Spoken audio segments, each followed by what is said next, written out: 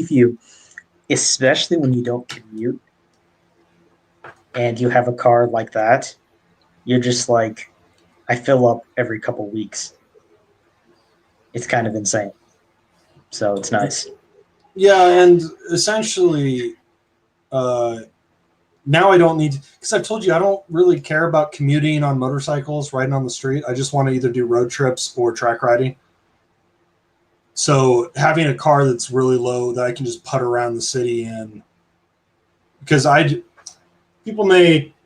riders may disagree with me on this. I just get no thrill anymore out of, other than the excitement of beating traffic by splitting lanes. I don't get any enjoyment out of navigating through potholes and traffic, trying to go places just to run to the store. I would rather do long distance riding, dirt riding, or track riding. I don't care about commuting. I think it's just sometimes like I would like to ride around a bit rather than get in the car, just as something to change it up. But yeah, for the most part, I mean, a car is going to be infinitely more comfortable when you're sitting in traffic. Yeah, you can just chill. The other, sometimes you will. So one of my buddies was in town the other week, and we rode Guardsman Pass, which is a narrow little pass in the Utah canyons that connects the canyons where not in LA anymore, that connects Brighton and like that big Cottonwood Canyon to the other side to Park City and even Midway if you go down that way, Heber. So that's a fun one. It's only open like 6 months of the year because of the snow, but they repaved it a couple years ago. Real smooth, real windy. I was on his bike, somebody else's bike. We switched, so I didn't really go very hard. I probably went about like 100% would be on the edge, ready to crash. So I wanted to go 75%. I probably ended up going 60%. Because one, it wasn't my bike, but it was more like he was going really slow on my bike, so I didn't want to just dust him on his own bike. Right? Like, he wouldn't have cared though, because he's really chill and he would have trusted me to ride his bike fine. But I was like, nah, I'm not gonna blow him away on his bike just because on the off chance that you did wreck it and you were like a mile ahead of him, then you look like a real asshole. So I just chilled. But anyway, that's a good intro, man. How the fuck about that race? Man, I really happy to see that end result. I mean, Hondas still suck, but let's go. Dude, Glad it was just the whole glad time. to see the streak continues. Yeah, the whole time. There's something in sports, man, where you like seeing parity, you like seeing new people win and like upset but there's also the appeal of being able to watch the best just be the best. Like people like watching Tom Brady win his like 12th ring or whatever it is, because there's an appeal of just watching guy be great. To see Mark come back and like Return of the King, like that's his track. I was just hoping. I was like, man, I hope your tires don't give out. Miguel catches. I was sitting there the last 5 laps, especially with that text you sent me. Just wanted to see my reaction. I just like, he's gonna crash. He's gonna crash. He's gonna crash. That's the last 5 laps. I was just like staring at it, waiting for it to happen because of that. Well, that text I sent you that said, just did you watch the race? I had that written with like 3 laps to go because I wanted to get your reacts or as soon as possible. But I didn't even send it till he crossed the line because I didn't want to treat the race like it was over until it was actually over, because I didn't want to jinx him. I was so scared of him falling. I know. I was, especially because, I mean, earlier on when the rain started falling, it wasn't just him. Everyone's a bunch of people. He did it more, but everyone started to blitz to try to get as much time in before they might have to switch bikes. And as soon as he did that, I'm just like, what's this going to happen if it doesn't rain to the end of the race? And he was having he was slipping a bit in the last few laps. Yeah. And so part of me was just waiting for the wreck. Yeah, just because he had dumped it the last 3 races before that, so it was right to be worried that he had. Did you listen to his interviews after the race? Yeah. When he said, the second I saw the rain, I essentially said, fuck yeah, I'm going to win. Yeah. That was tight. Also, the big shout outs to Mick Doohan about talking him through his difficulties. Yeah. I going into the race, I thought I would love Zarco to win. The other one I would be okay winning was Jack. I was root for Jack. And then third, like Mark was, I thought I didn't know which of those 3 I liked best, but I was very, very stoked for Mark to win that I was race. very happy with it going into it, and we talked about this in the last one, just kind of predictions. I wasn't 100% confident in his physical fitness, and it wasn't even his mental state. I think he's got over that. His physical fitness and the fact that Hondas just suck right now. So I just wasn't confident. You got to love the guys that came in second and third earlier in the weekend saying Mark is the favorite. Yeah. And Mark's like, nah, I'll probably be for the top 5. And they're like, fuck you, Mark. You're the favorite. They all know his record on sacks, and he loves that so good. Well, Jack said it too in his roundup. He just said the guy came in and beat us with one arm. Yeah. He probably won't win next week, because this is the perfect track for him. And if he had not been perfect, dude, Miguel would have beat him. Miguel was incredible. KTMs, I'm loving it. I love KTMs. And Brad finally had a good result. Yeah. He finally lived up to. He was a Sunday man. I mean, they've been saying it, and he did it. But Miguel ran pretty much a perfect race too. He hasn't made a racing mistake in the last 3 races. No, it was the few races ago when KTM figured it out with their chassis, figured it out with their fuel, and they've been solid. Dude, he is so confident. You can see it in his body language and his tone of voice. Even talking about Mark winning, he was like, yeah, Mark's great here, but he's like, I had the pace to beat Mark. I just got caught up in the group. And he's right. He did. And even when they were talking about his quali, when he looked like he was right, he looked like he was such a dickhead during the qualies. And I thought, was he part of him kind of being a bitch, like he didn't want to tow anybody around? And then afterwards, he just shrugged and be like, I know I'm faster than everybody here, and I just couldn't run because of the yellow flags. So, yeah, if he had qualified on the front row, if he had been on the front row, he would have had something for Mark. Yeah, although that does bring something up I want your thoughts on. We know, qualifiers, super important. But we've seen so many times that it seems like the start, as long as you're in the first, qualifiers matter as long as you're in the first 3 rows. Then the start matters. Because we see so many times the guys from the 3rd row just shoot up straight to the front at the start because they have a good one, and the guys up front, like Fabio, didn't have a good start. So he dropped back and never recovered. And so it's like, yes, qualifiers, but as long as you meet that top, 6 spots, top 9, then you nail the start and you're golden.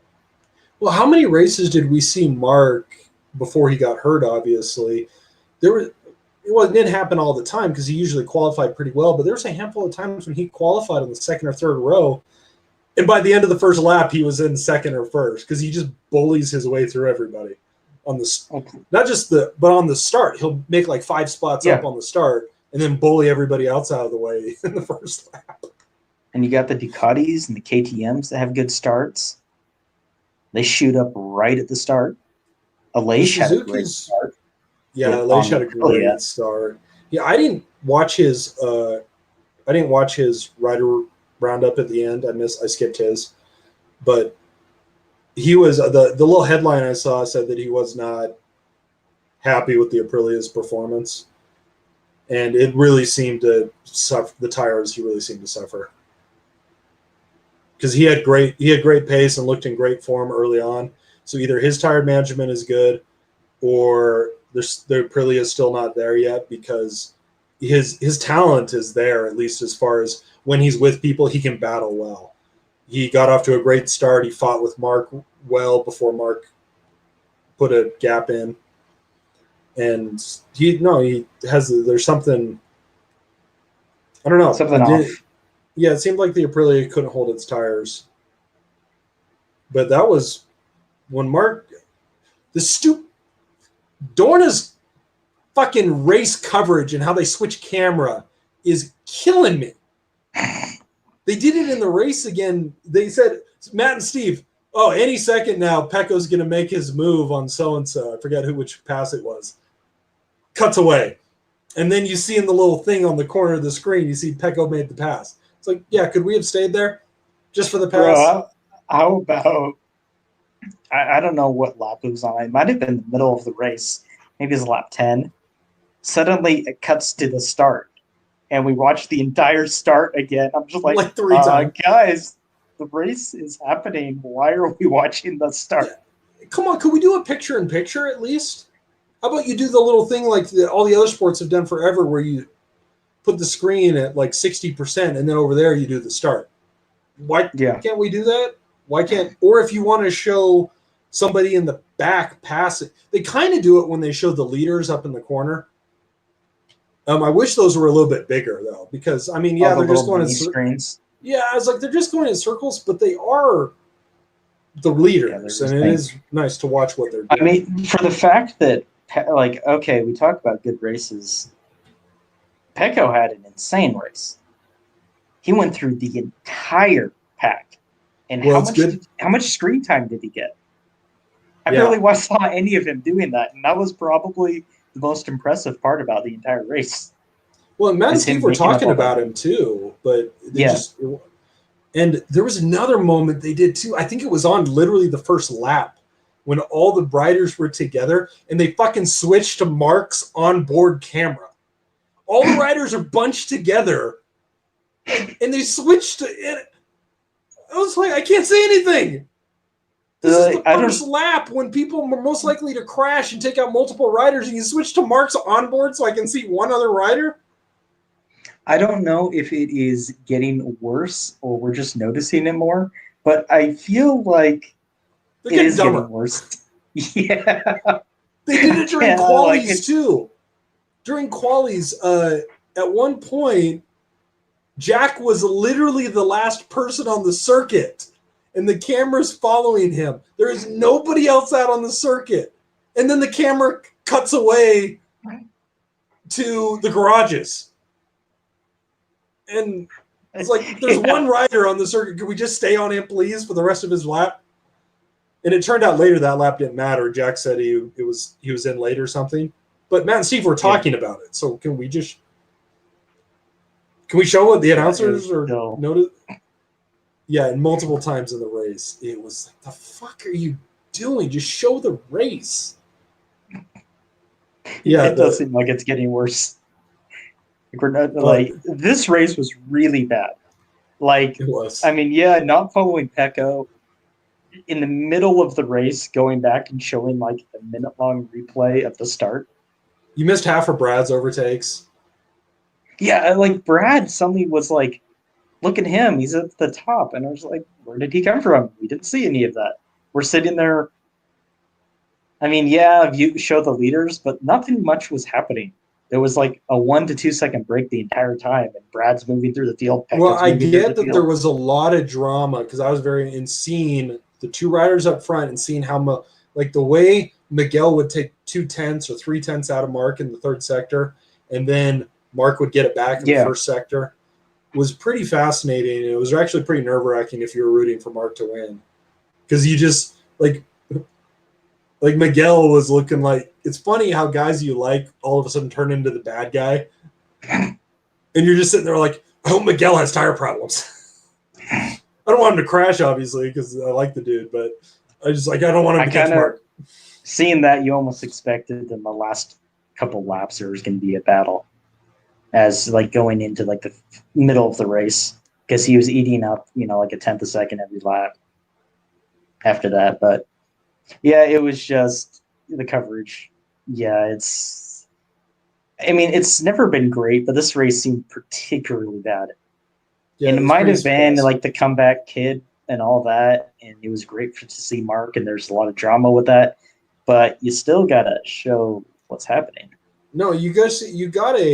It's like the guy manning the switchboard has Parkinson's or something. So he's trying to hit the other button. He just keeps missing it.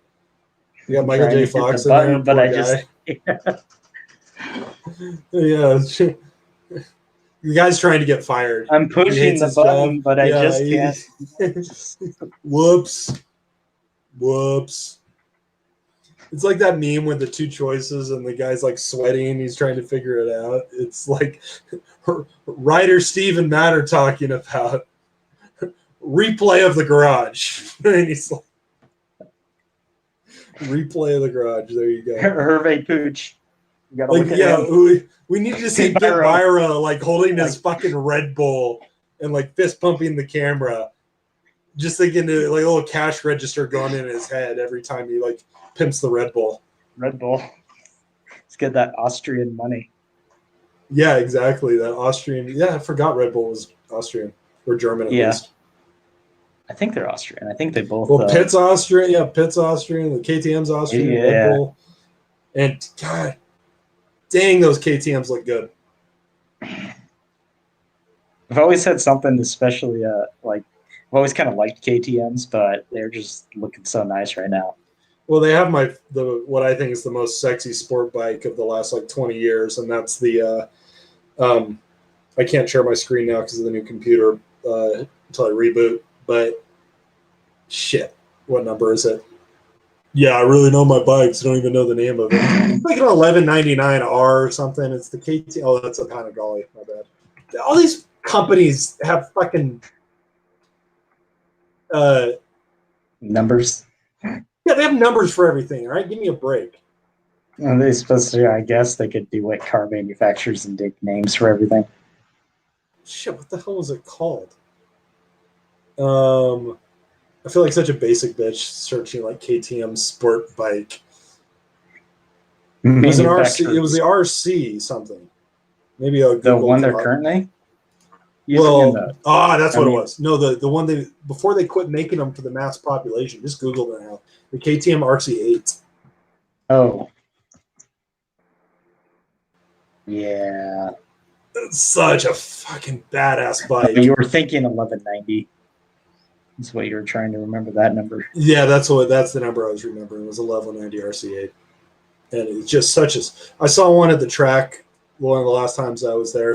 And everybody was just looking at that. He didn't even take it out on the track. He just rode it over to the track that day to show it off and hang out with some friends. But yeah, it's such a dope bike, and apparently they're just even with no electronic aids or anything, and they just handle amazingly well. I think they're a V twin, so they're just a big ass twin with tons of torque. Yeah. When I become worthy, I'll probably buy one. There's lots of plus. I mean, KTM has a lot of different bikes, not just like I'd love an bikes off. I'd love one for dirt. Yeah. I'm not worthy enough track rider to have that bike. But anyway, back to MotoGP. We like KTM, and Miguel looks amazing. Miguel's just he's just a stud. Like the end of this last year, he was good, but now that they figured out that, it's like I'm liking him more and more. What's getting Plus, me I is like the his attitude. Yeah, he's chill. Like I really, it's like let's go, Portuguese man. Well, I think he's the only one in the paddock, right? Portuguese. Yeah, I think right now. He's been the only one for a while, and that's why it was a big deal when he won Portimao last year. I know. I ran into a Portuguese guy at a church thing the other night, and I was like, "Oh no, it wasn't Portuguese. It was a South African." Yeah, they're pretty close. Yeah, I know. Well, I was thinking KTM, but I was like, "Bro, do you follow motorsports? Let's talk about Brad Binder." And he's like, "No," and I was like, "Oh, I guess we could talk about cricket." Womp womp. One thing I noticed in the practice sessions early on that it's not very often Matt and Steve don't notice stuff, and I do, is that how good Miguel set that some quick times, and I noticed that he was the only one early on doing well in sectors 3 and 4.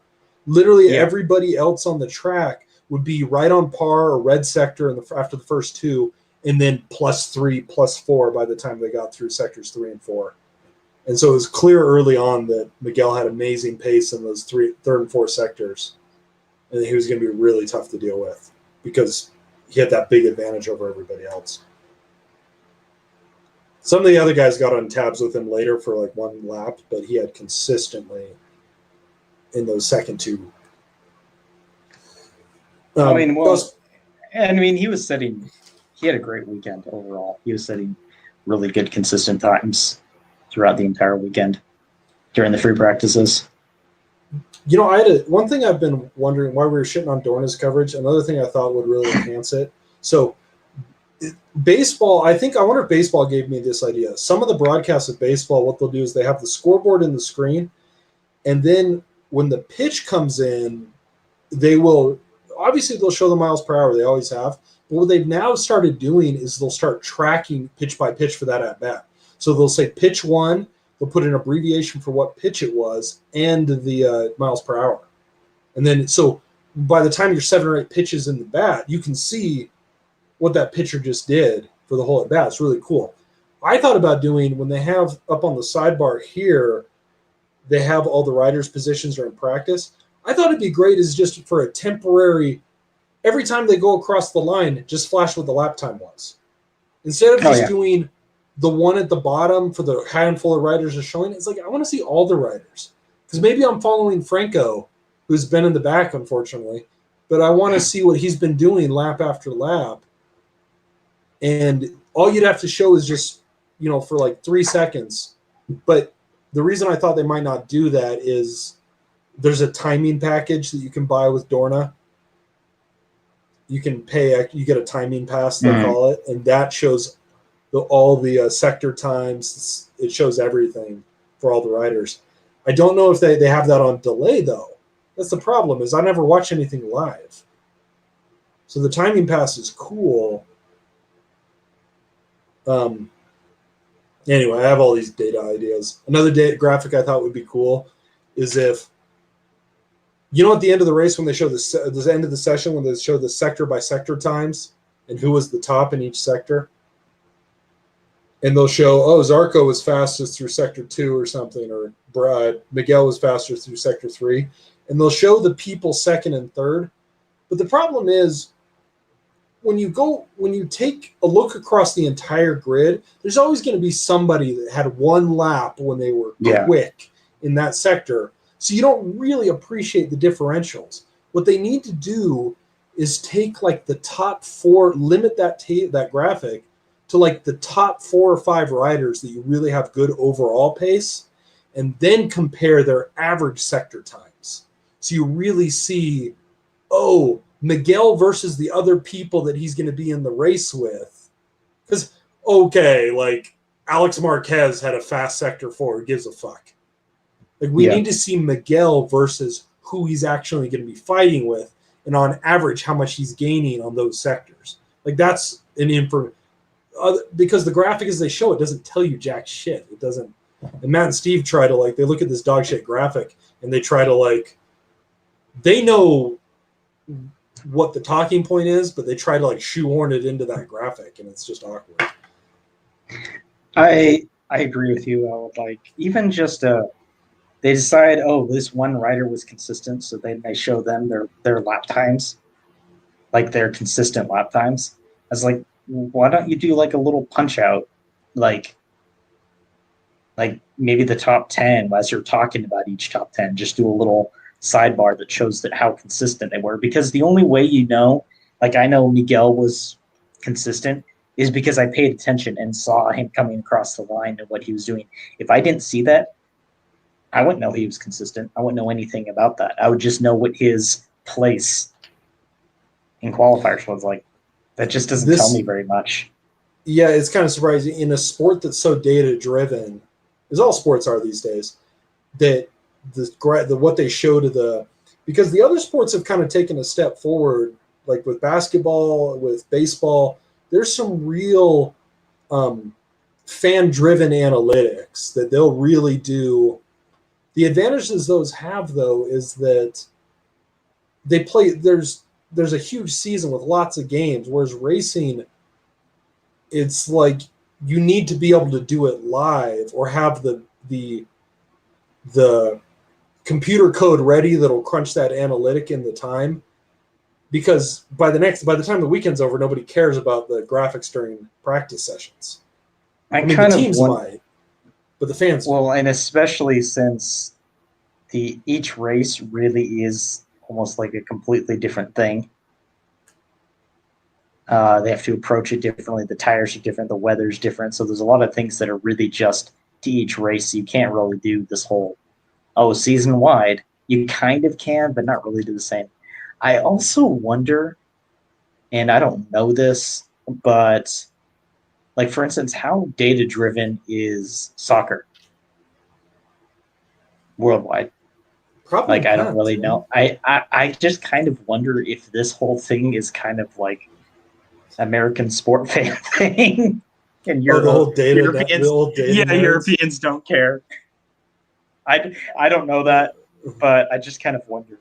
Yeah, I wonder what kind of advanced analytics can you even do and like whatever else they play over there. What do they play in Europe? They play soccer. They have motorsports. They do cricket. That's a card game. They do cricket. It sounds They do Ireland. They do hurling. Croquet. Oh, rugby, obviously. Golf. I don't know how big that is in the continent, though, if that's more an Anglo thing. Rugby? I think it's very much a Anglo thing. Well, and the Scandies are into hockey, and the former satellite nations. Like, there's a lot of dope hockey players that come out of obviously Norway, Lithuania, like all those, Russia.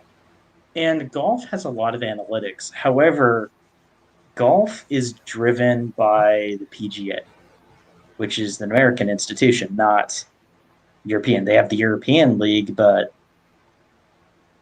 the whole worldwide golf is driven by the PGA. So I don't know. Maybe they just don't care about numbers. It probably all starts with baseball, the most numbers-driven sport out there, and then it just, we can do this in basketball and in hockey and in football, and we can just, and all these nerds with we need to make up jobs for people, so let's just crunch more numbers. And America is also the birth of the mass sports media, like the ESPNs that will have. Like that's where it started in America, where you have huge TV talk shows just dedicated to sports all day, debating like all that. So yeah, America really is the center of sports, is like not as because other areas of the world have always had sports, but as a mass media thing. Yeah, and really is the mass media, the mass. And with that comes all the other parts of it. Like, this isn't even like commercial enterprises. It's the mass media. It's the mass. That's what drives all of that. Whereas I don't know, like, obviously, like Formula One, soccer, all these things have tons of fans. But are they really? And they go to the games and cheer for the people and like this. But are they all these like stat hounds and such? Like, you have there are those out there, and let's bring it back to MotoGP by saying, relating Formula One, is that one of my old roommates, his dad, I think Argentine, Chilean, one of the two, because he was half and half. Told me his dad was a huge Formula One fan, and when the races were on, he would go down in his basement, and he'd have multiple TVs up with the race, different cameras, timing screens. He'd have surround sound on, and he'd also have headphones on because I guess there's some other radio chatter he could listen to. And the guys that are really into MotoGP, they watch all the races live, and they get the live timing, so they can be watching this lap by lap and doing this lap by lap analysis. I'm just saying, so we're just peasants that just want it all given to us. It wouldn't be hard if Dorna just did a little bit of. They could do step it up. Yeah, well, I mean, Dude. Eventually, they could step it up by just having better coverage. Like that. Eventually, we're gonna get to the point, dude, when this whole filming thing we're doing is just gonna be a live stream of us watching the race at fucking 5 a.m. That'd be fun though. Yeah. Do a live watch of the race. We just all log in. One of these days, MotoGP is going to find out that we all share the same ID. Well, if this podcast gets big, we might have to get separate accounts. Nah, dude. They owe us. We're helping publicize their stupid sport. Sprint. Oh, okay. So what else did you have on your list? One of the things I had was, pretty LOL moment was Danilo flipping off. Was it Luca? Who did he flip off? One of the rookies. Yeah.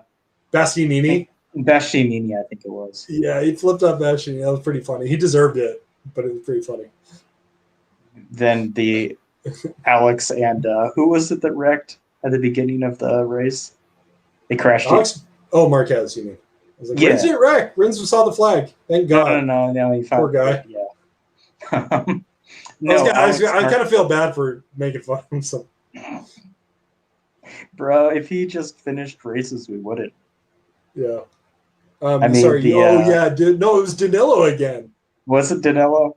Poor Danilo, right? Him and I didn't see they didn't show.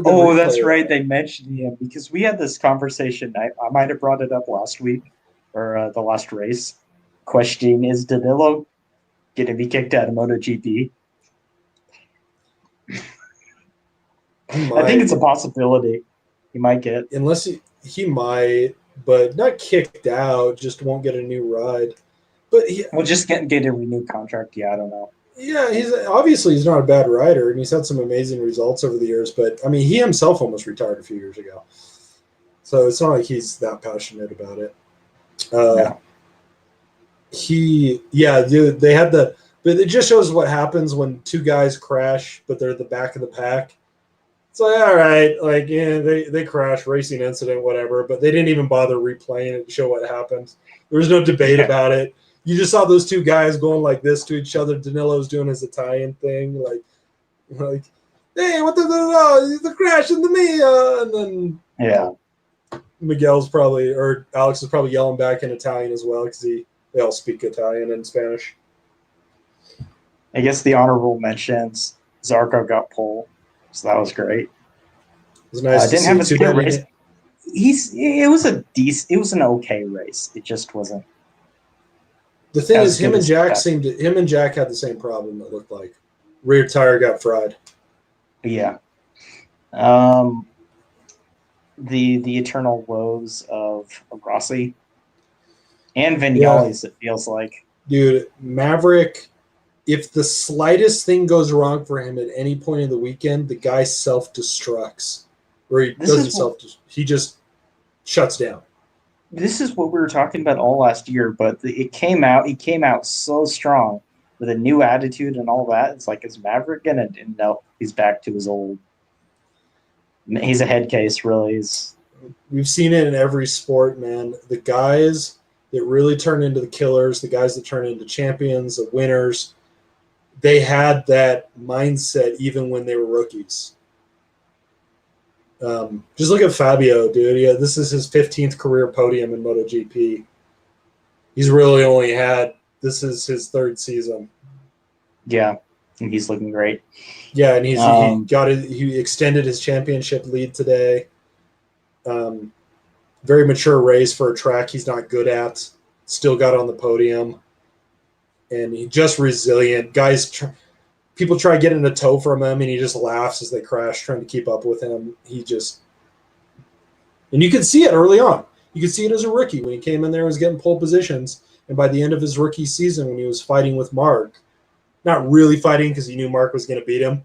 There's a couple of races where Fabio was up ahead, and like Matt said, you could hear the Jaws music of Mark coming behind him, and Mark just sat behind him for like 5 laps, and you're just like, Mark, will you just pass him?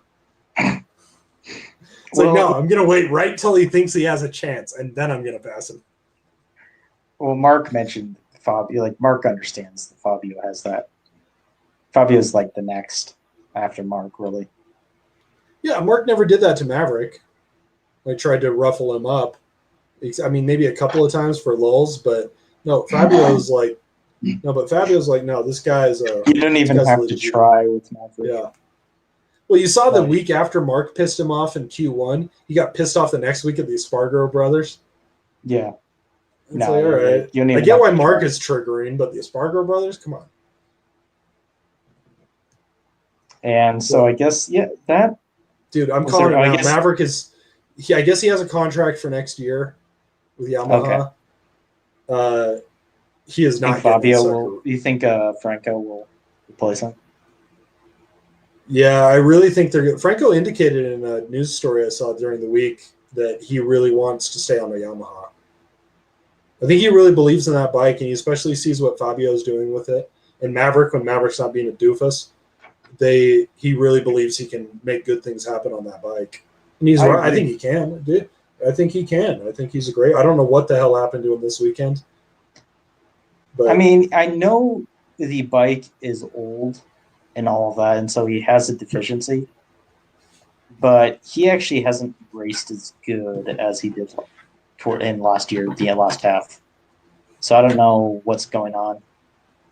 Yeah, I expect him to do better next week because that track in Assen is more Yamaha friendly.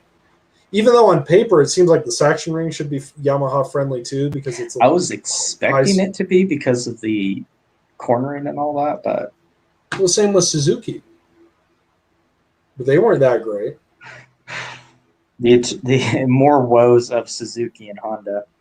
Mir's getting pissed. The only two bikes that did not have any improvement over the last year, the summer break, were the Suzukis and the Hondas. The Hondas might have gone the other way. Yeah, the Hondas went the other way, but Suzuki just rolled out the same bike, as if nobody else was going to improve. And it doesn't appear, because I think Mir is very good, but that seems to have affected it a lot as everyone else improved. Even if he did the bike, I mean, there might be more to it than that, but it certainly doesn't help them. I can't even say which of the other bikes are the best bikes, but because it's clear Ducati, KTM, and Yamaha are all phenomenal bikes in different ways. And then clearly I don't see any advantage of the Suzuki over, it can corner better than the Ducati, but it can't corner better than the Yamaha. Maybe it starts better than the Yamaha, but it doesn't start better than Ducati or the KTM. And Aprilia might not be there yet, but they made some big strides. So Aprilia's going in the right direction. Maybe slower than they want. But, they're moving at the right speed, and Suzuki hasn't done anything. And Honda will figure it out. It might take them a couple years, honestly, but Honda will figure it out because they're Honda. But, I don't know about Suzuki, and Mir's getting upset. I still maintain what I said, is that I want to see him crash in qualifying. And until he crashes in qualifying, I don't really believe he's chucking that bike in as hard as he can. That he's really getting to the because the other guys are on the absolute limit of those soft tires. And we've seen everybody else crash in qualies. Jack has crashed in qualies. The KTMs have crashed in qualies. Mark's crashed in qualies. Everybody else crashes in qualies trying to get their times. Pecco has. Zarco, we know, has. And however much we joke about Rins, he puts up some very fast times that compete with the fastest because he is throwing in. So Mir had, I guess that's when we talk about attitude, that he has that killer attitude. That shows you almost Mir doesn't, because he's not willing to do that. Yeah, he has his gutsy, because he makes some amazing passes in races and stuff like that.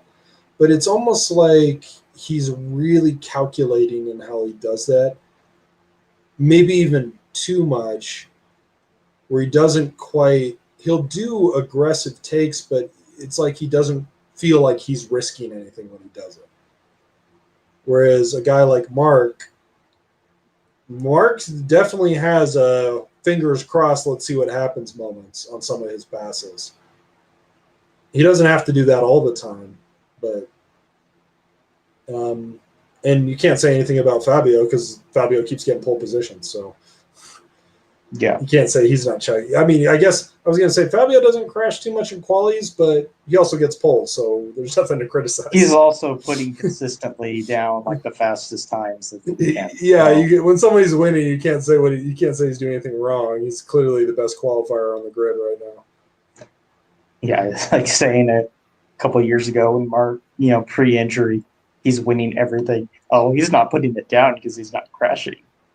But yeah, we were talking about Mark getting back and how he used to ride that Honda really balls to the wall and like risk his body and stuff like that. But Matt and Steve used to mention this in 2019, his last world title. In his 2018 and 2019, especially 2019 titles, he started crashing a whole lot less. 2014, 15, 16, he used to crash all the time. He was a very frequent crasher because he was always on the absolute edge.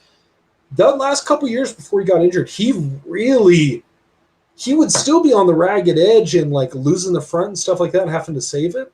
But he really improved in how infrequently he actually saw the ground.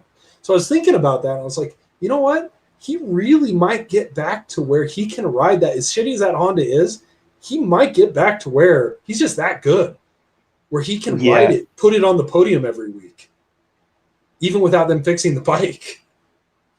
I agree. He could get that, but the fact is the Honda still sucks. Because last year Nakagami was in like the top 10 almost every race. And now he can't buy a top 10. So, and Alex had a good end of year, but yeah, that bike Alex sucks. has been horrible this year. And so Pole is fantastic. He's a great racer. Yeah, so Pole's poor Pole. Looking at that looking at what Miguel and Brad are doing on that KTM, they're just going, son of a bitch. It's like I thought I was moving up in the world. Yeah, I don't know. Yeah, exactly. Because he started to mature too. Like he was always a pretty reckless rider. He really started to mature on that. Once the KTM became more of a precision instrument, less of a bike, he really was a bucking bronco. He started to settle down too once he got used to that. Once he found a bike that he realized he actually could like ride smooth and nice and still get a good result, he started to develop as a rider, and then they put him on the fucking Honda. And the worst part is not, at least for me, for someone like a Pole, who was really making headway towards the in last season, as far as how he was riding. You put him on the Honda, and it's almost like he just like you might as well have taken a couple-year break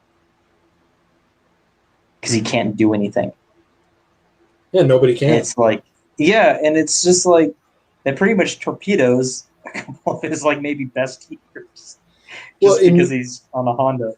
Yeah, he said in the last race, or at the end of in his roundup, he goes, well, it's good to see Mark doing that because we can learn more about the Honda and do better on it. But he's also thinking, great.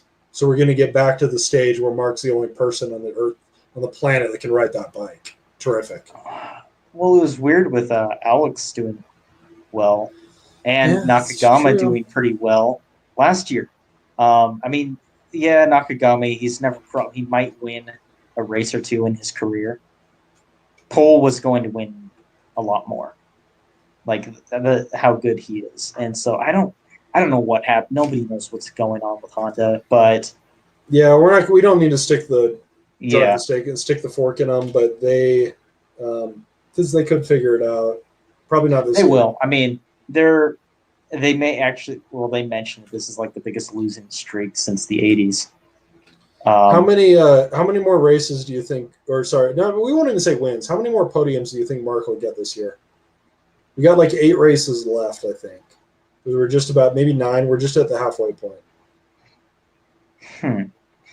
I was gonna say 3. He'd get podium.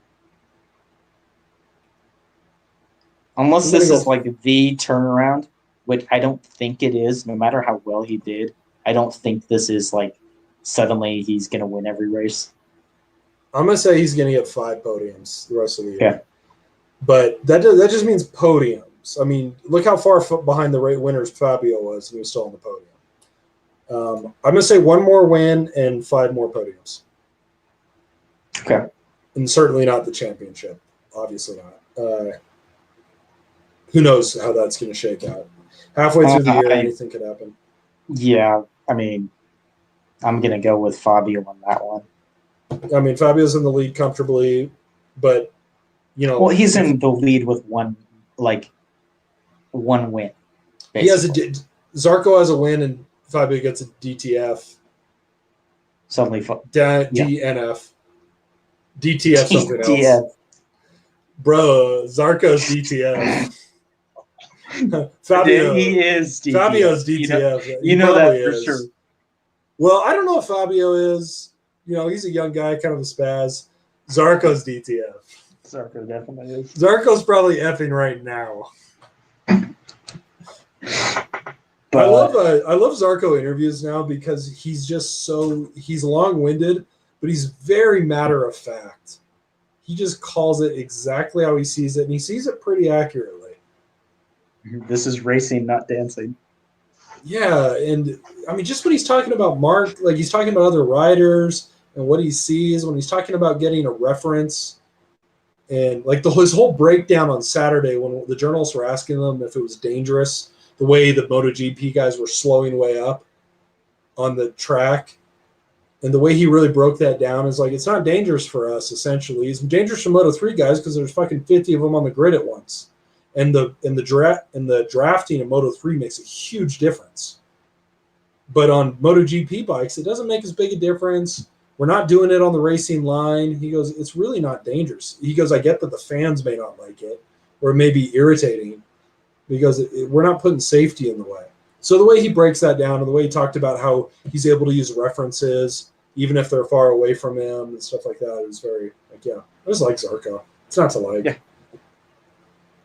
No, I like, especially, and I liked how he's been racing this year. It's been awesome. Like, yeah, because last year was really my first year really watching it, and part of me was just like, I saw Zarco and he just seemed like an arrogant ass, and he is, but I like him a lot more now. Yeah, but you get feeling his arrogance comes from if some people won't even call it arrogance, but it comes from a very like kind of calculated observation. Yeah. Like, I just assessed this and this is what I think I can do. It's not just like, no, I'm French, I can do whatever the fuck I want. It's more like, no, well, let me break it down for you why I'm good. And so, yeah, my biggest fear for him is that he'll get up to the front, be ready for his first win, and then something will happen and it'll crash. And I'll mess with him. Because he's pretty resilient, but not everybody's bulletproof mentally. And he got to the point with that KTM when he was like shattered mentally, where he was so bad on it that he couldn't even bring himself to race it. Kind of how Jorge Lorenzo got on the Honda. Yeah. That half a year he was on it. But I forgot that Zarco, I totally forgot this till Matt mentioned it's in passing, is that during that time when Zarco quit KTM, he didn't go straight to Reale Aventia. He had a temporary ride on the Honda. He got a guest rider, a substitute job for maybe Alex Marquez. Was it Alex? No, it wasn't Alex, but it was someone like that. He got a temporary replacement rider. It might have been Jorge Lorenzo. I think that's who it was when Jorge retired. Zarco came in and he did quite well on the Honda. So they gave him ride on Rally Ventia, and he did great on that. And then here we are back in Pramac when he's right up there with the factory guys.